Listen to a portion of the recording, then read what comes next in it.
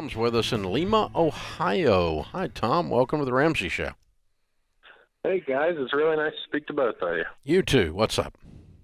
Hey, I was wondering a little dispute between my fiance and I. Yes. That's what we're here for. Yeah, we're getting married in 16 days. I'm 20. She's 21. You lose. Whatever the dispute is, you lose. It's not much. Just a very slight disagreement, I guess. Okay. That's how I can tell you're not married. There is no slight disagreement, but go ahead. No. All right, yeah. I was going to wait till I was in person whenever we come down during our honeymoon, but found a truck sooner than later. We're closing on selling our house. We're going to rent my grandparents' family farm with the plans of buying it in 3 to 5 years.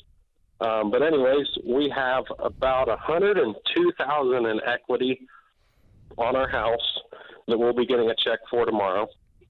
And then we're wanting to get a little bit nicer truck than we have now. What do you have now? I have a 2002 Chevy with 170,000 miles. Okay. Pretty rusty. And what do you make a year? Between the two of us, it's going to be around 85 to 90. Okay. And what are you talking about spending on a truck? I found a really nice 2017 F350 for $37,000. So it'd be around $40,000 after tax and title. Nope. She wins. All right. Is that just due to the income? Yeah. You're going to spend half your income on a truck. Okay. You don't want to have more than half your half your income tied up in things that are going down in value. And by the time we buy her a car, you've got more than half your annual income tied up in things going down in value. You do need a better truck, but you went whole hog here. You need to back off a notch or 3. Yeah. Like 10 grand. Okay.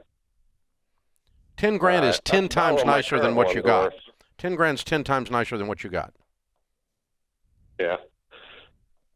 He doesn't sound enthused. Sorry, man. Listen. Well, that's not really the answer I was hoping for. You called a couple of dudes on a radio show, and you're like, these guys will be we just ruined. I'm sorry. Yeah. Hey, you got a lot going on. You sold a house, you're getting married, and you're moving, all in less than a month. Yeah. It's okay if you wait to buy a truck a little bit.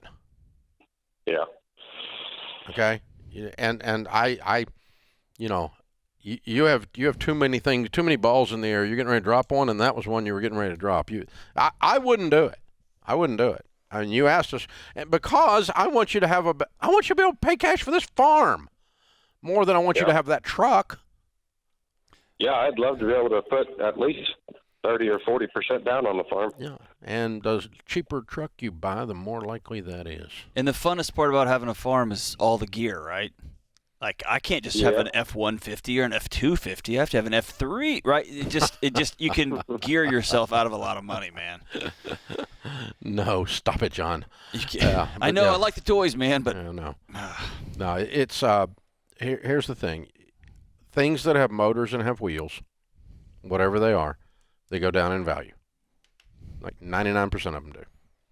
And if you're going to build wealth, you minimize the things that you buy that go down in value. You maximize the things that you buy that go up in value. Fairly simple equation. But if here's another one, Tom, and John will relate to this. I was driving the other day. I cut through a back way, and I got over into this new little neighborhood.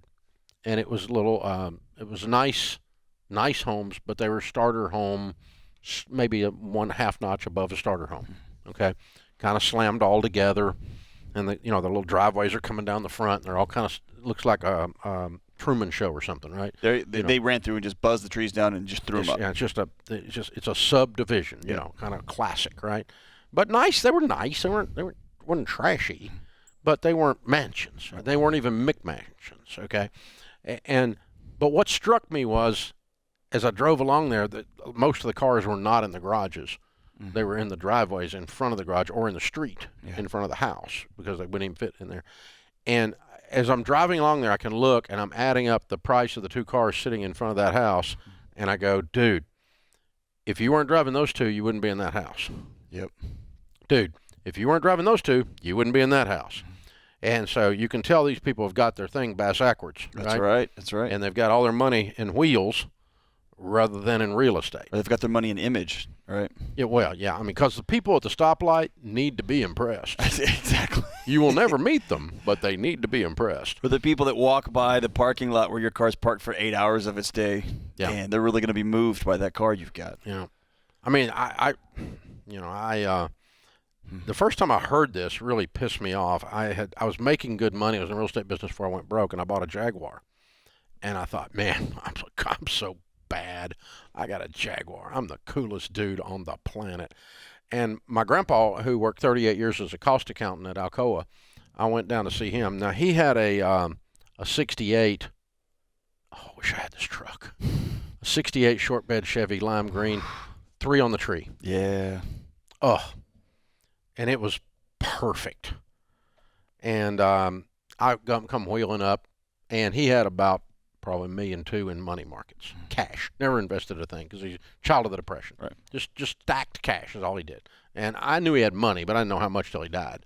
But I roll up in that thing with my cool suit with the little pocket thing in it, look like Ken Coleman, right? Yep. And man, I come rolling out of that Jaguar, and he comes out and he looks. He goes, "What is that?"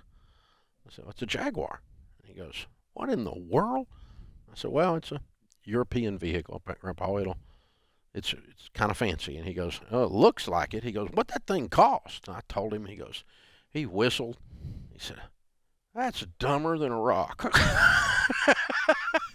I said, "Well, what do you mean?" It insulted me. I thought I was cool. I was there for my grandpa to brag on me. And that's dumber than a rock. And I said, "What do you mean?" He goes, "Well, you take that amount of money and you put it in a savings account. You know how much will be in there in 10 years? And I said, "How much?" He told me. Just ran that calculator, right? And I said, he said, "You know what that car's going to be worth in 10 years? I said, "Well, it holds its value." He said, "No, it doesn't." That's a lie people tell themselves that buy crap like this. I was so mad. I was mad for 6 weeks. Yeah. I mean, I wasn't just mad for 6 minutes. I just left. I mean, I wasn't mad at him. I was just mad because he was right. He's right. That's it. And it didn't, it just had boiled me because I was there. I had a whole different image, a whole different thing set up. And, of course, I had borrowed every dime. I was 100% financed. Yeah. And, man, that's one of those lessons you don't get to, quote, drive away from.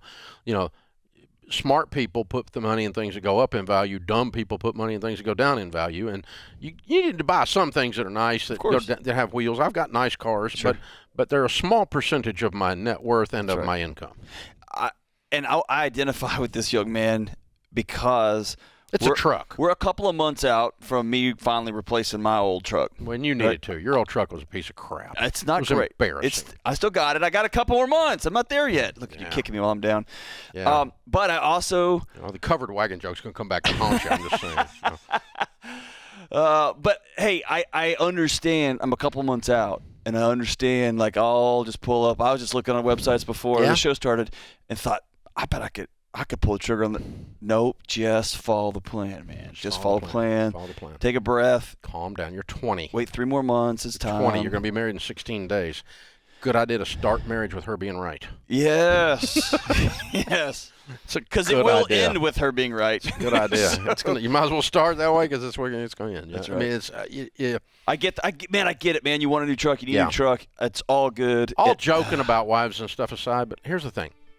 Who can find a virtuous wife, the proverb says? For her worth is far above rubies. The heart of her husband safely trusts her, and he will have no lack of gain. Now, his wife is not a nag. She's not a jerk. His wife-to-be, she just has wisdom. She's wise, yeah. And she just said this isn't smart. Yep. And he's like me. He's that little boy on the cereal aisle. But I want one! I want one! And then he called this show, and we said, no. She's right, my brother. No.